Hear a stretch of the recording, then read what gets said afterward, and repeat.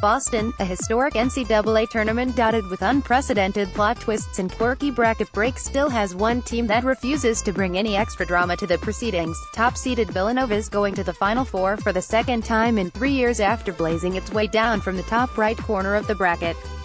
The Wildcats won over No. 3-seed Texas Tech in Sunday's East Regional Final, 71-59, and in doing so still looked like the most complete team in college basketball, even while playing a subpar game. That 2016 Wildcats' run to a title include the most dramatic ending in NCAA tournament ending, Chris Jenkins' deep three-pointer to win versus North Carolina. This Villanova team hasn't required D-tricks. It was inserted into the bracket as the No. 1 in the East and lived up to its seeding, winning its 4 games en route to San Antonio by an average of 18.25 points. What other team could shoot 33.3% from the field, 16.7% on three-point field goals, have 12 turnovers and still break free from one of the 10 best, and most athletic, teams in the country? Villanova, Texas Tech, 27-10, had reason for optimism early, starting the game with a 9-1 lead. Villanova, 34-4, lashed back, though, with a 22-8 run and got to the half with a 36-23 advantage. That cushion was necessary, as Villanova was unusually anemic from three-point range.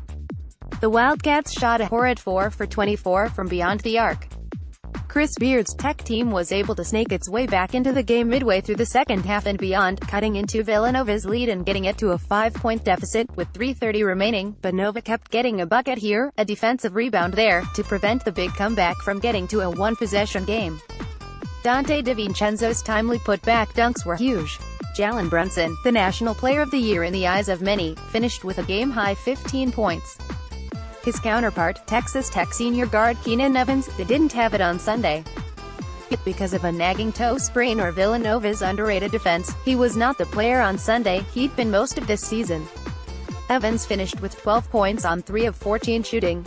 That, in part, doomed Tech, which was also oddly inept inside.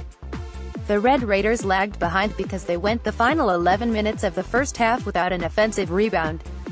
With no second chances, Villanova's lead was destined to grow. They missed so many chances inside, on layups, it had to be soul-sucking for Red Raiders fans who'd watched this time knife its way to the first Elite Eight in program history. Foul trouble spelled both teams as well.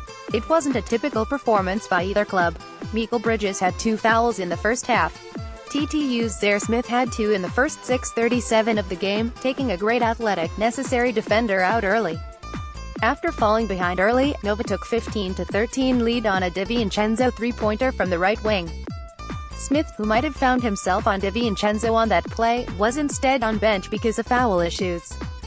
Villanova never lost its lead after that. College basketball's best programs are obviously defined by regular season titles and national titles, but teams hang Final Fours too, and with this run, Villanova has proven itself to be as good as any school in college basketball over the past half-decade.